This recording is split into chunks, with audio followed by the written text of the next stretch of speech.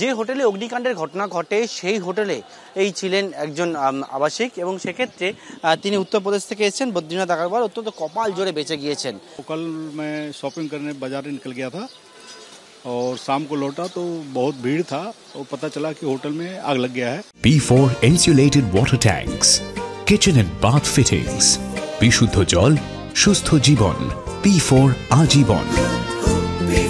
Fire brigade की गाड़ियां, ambulance, अधिकारियों का दौड़ धूप बहुत था और हम लोगों ने कोशिश किया कि लेट नाइट तक हमको सामान मिल जाए, लेकिन सामान हम लोगों को नहीं उपलब्ध हुआ और फिर हम लोगों ने अदर होटल में जाकर स्टे किया। हाँ, अधिकारियों से बात हुई है और उन्होंने कहा है कि कुछ हमारी फॉरेंसिक टीम आएगी, उसको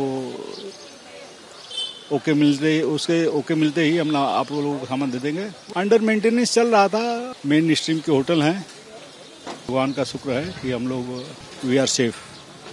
এবং যারা ইতিমধ্যে জানাচ্ছেন তারা বাইরে ছিলেন এবং তার দরুন তারা একেবারে কোনো রকমভাবে প্রাণ রক্ষা পেয়েছেন, কিন্তু অনেকেই এই হোটেলের মধ্যে যারা ছিলেন 14 জনের মৃত্যুর ঘটনা ঘটেছে, অনেকে আহত হন। তারাও চিকিৎসার পরে বিভিন্ন হোটেলে ইতিমধ্যে তারা রয়েছেন।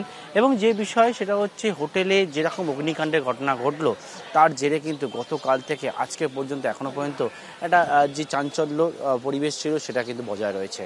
ক্যামেরায় প্রবীর সামন্তের সঙ্গে পার্থপ্রতিম ঘোষ, এবিপি আনন্দ, কলকাতা। এদিকে কিছুক্ষণ আগে বড়বাজারের মেছুয়া ফলপট্টিতে এই হোটেলের কাছে যাওয়ার চেষ্টা করেছিলেন বিজেপি নেতা সজল ঘোষ, কিন্তু পুলিশের বাধার মুখে পড়েন। হোটেলে আগুন নেভাতে কুলিং প্রসেস চলছে এ কথা জানিয়ে পুলিশ তাকে আটকায়। পুলিশের ভূমিকা নিয়ে প্রশ্ন তুলেছেন সজল ঘোষ।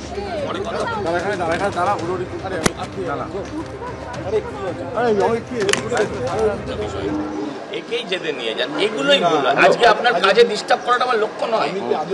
আমি বলছি আপনার কাজে আপনার আজকের কাজে ডিস্টার্ব করাটা আমার কোনো লক্ষ্যই নয়।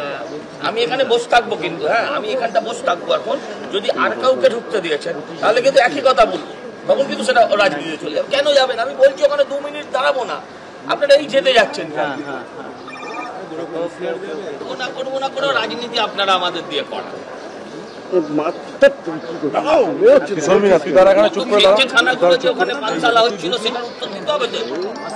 এই যে ঘটনা 14 জনের মৃত্যু, এখনো একজন হাসপাতালে চিকিৎসাধীন রয়েছে বলে জানা যাচ্ছে। এই ঘটনার পেছনে মূলত কারণটা কি, মানে এখনো পর্যন্ত আপনারা কি খবর পেলেন? কারি লাপরওয়াহি, এক্সিট বলে কিছু নেই, ইমার্জেন্সি স্টেয়ার বলে কিছু নেই। হ্যাঁ, ছাদের ওপর বেআইনি পানশালা তৈরি হচ্ছে। হ্যাঁ, দ্বিতীয় কথা হচ্ছে ফায়ার এক্সটিংগুইশার যে ধরনের ফায়ার ফাইটিং ব্যবস্থা যা থাকে কিচ্ছু নেই। তা না হলে অত্যন্ত একটা ছোট্ট আগুন আজকে 14টা লোকের প্রাণ নিতে পারতো না। আজকে আপনারা ঠিক এই যে জায়গায় চেয়ার দিয়ে যেটা গার্ড করা আছে এখানেই দাঁড়িয়ে থাকবেন? হ্যাঁ থাকবো, আমি দেখবো আর কেউ আছে কিনা।